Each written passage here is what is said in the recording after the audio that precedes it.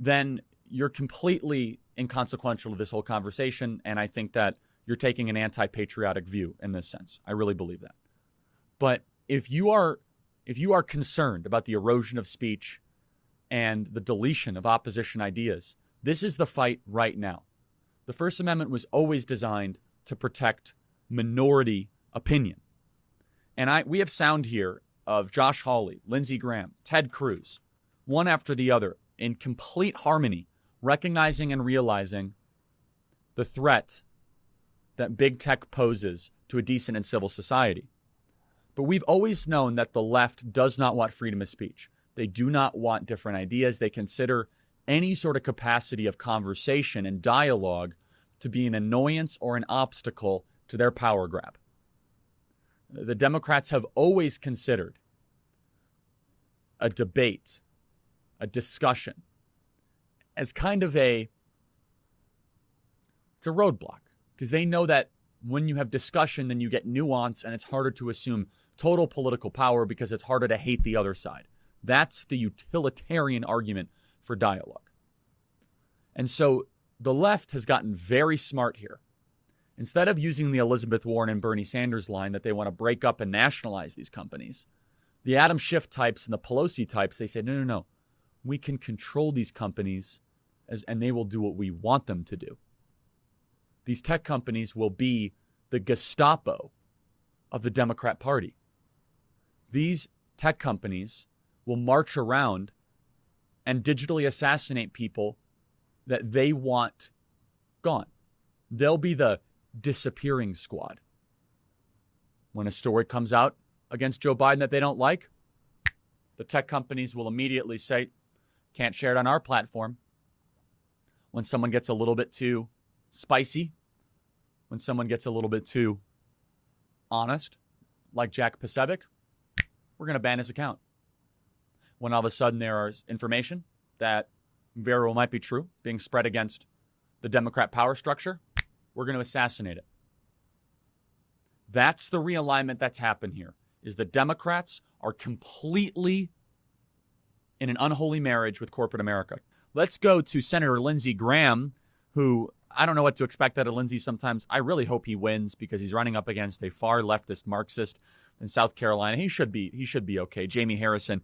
Cut 11. Senator Lindsey Graham calls out the hypocrisy and play tape of 11. That a lot of information, the Steele dossier, was all over the place. They never blocked that. All the allegations about Russian collusion and Trump and every other idea that Trump may have done something bad, nobody blocked that. So what we're going to do is we're going to finally have an accounting that's long overdue. So here's the best way I can explain it to those of you that don't really use social media. Maybe you're 40 plus years old or 50 or 60. I want you to have the same sort of fear, the same sort of apprehension and skepticism towards these tech companies that you have towards the IRS and the Chinese Communist Party. That's the type of power these people have. The power to audit you, the power to target you, the power to silence you. Senator Josh Hawley, who again has been absolutely terrific. I'm going to do whatever I can to help him. He has been the greatest surprise in the U.S. Senate in the last couple of years. Play cut 12. We also believe in free elections, and the attempt to rig an election, which is what we are seeing here by monopolies, is unprecedented in American history. They have a lot to answer for, and I hope that we'll subpoena both Twitter and Facebook. They should both come. They're both engaged in censorship. They're both massive monopolies. They should answer to the Judiciary Committee. They should answer to the full Senate. They should answer to the American people. Let me be very clear. If these tech companies were silencing the Trump tax return story, could you imagine what Chuck Schumer and Nancy Pelosi, do you think how they'd be treating these tech companies? These tech companies are interfering more in the election than Russia or China ever did or ever will. And Kayleigh McEnany, the press secretary for the President of the United States, had her account suspended. And people say you can't engage in the slippery slope. Well, Twitter went from censoring Alex Jones to the White House press secretary in just over a year. Senator Ted Cruz, who's been terrific on this issue, has been unafraid. And by the way, Josh Hawley, Lindsey Graham, Tom Cotton, and Ted Cruz, they do not take money from Google. Maybe that's why they're able to speak so freely while their colleagues are worried about offending their corporate donors. Play cut 16 of Senator Ted Cruz, who explains what Twitter and Facebook has been doing. Play tape. That story, once the New York Post broke it, was blocked by Twitter and Facebook. Anyone who attempted to share it was prevented from sharing it on Twitter or Facebook. The New York Post itself, when it attempted to put out its story, was blocked on Twitter and Facebook. The New York Post has the fourth largest circulation of any newspaper in this country. Fourth largest circulation. They're by no means a conservative outlet. They have plenty of covers where they went hard against Trump, being very critical against Trump. They've had opinion pieces. They are, some people say they're tabloidy in nature, but they're never unfactual in nature on the front page reporting that they do. And they have some very thoughtful writers that write for the New York Post, Sohrab being one of them. However, these big tech companies now believe that it is their duty, right? And they are now making the power grab that they have always deeply dreamed of. So what does this actually mean for the election? And this is, in some ways, I think that the Trump campaign needs to be very careful here. Because if the Trump campaign focuses too much on Joe Biden, we're going to lose in a couple weeks. We talked about at length about how the more that we attack Joe Biden, the more his favorables go up. Despite the deluge, which means flood, of corrupt stories that have been coming through against Joe Biden is more popular and is viewed more favorably amongst independents and moderates than ever before.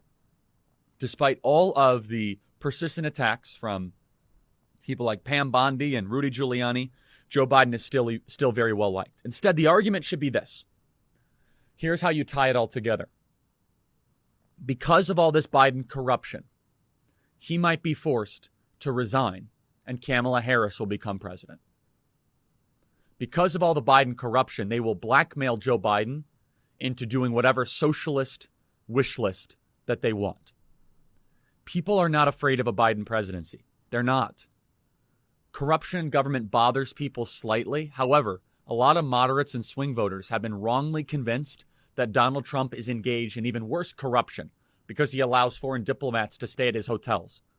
These are real things that we hear on the ground. We knock on 200,000 doors from Turning Point Action across the country, and swing voters say, well, isn't Donald Trump super corrupt because he stays at his hotels? I mean, just the most out of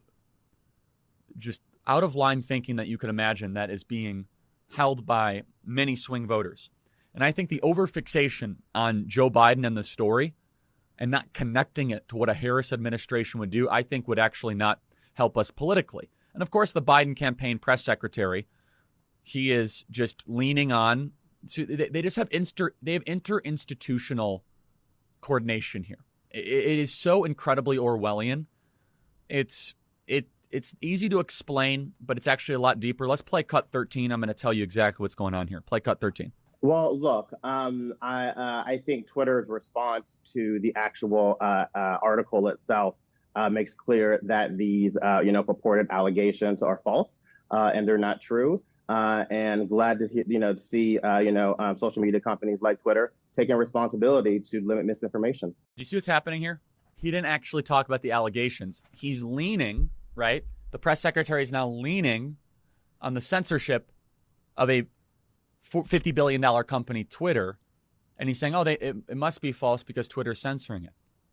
Well, why is Twitter censoring it? He never explains that, never pressed on that, never asked that question. So this is what ends up happening, is that these campaigns and these politicians and these Democrat leaders, they do not have to explain their corruption away, because then they just lean on their communications arm, the tech companies, to explain it away for them. So instead of actually diving deep and talking about, well, no, Joe Biden did meet with the third head of Burisma with Hunter Biden, they just use censorship as invalidation. Do you see how dangerous this is? Do you see how they no longer need to provide a defense for anything that their candidate has done, just as long as one of the largest, most valuable, and powerful companies on the planet decides to censor it? In fact, the Biden press secretary praises the censorship.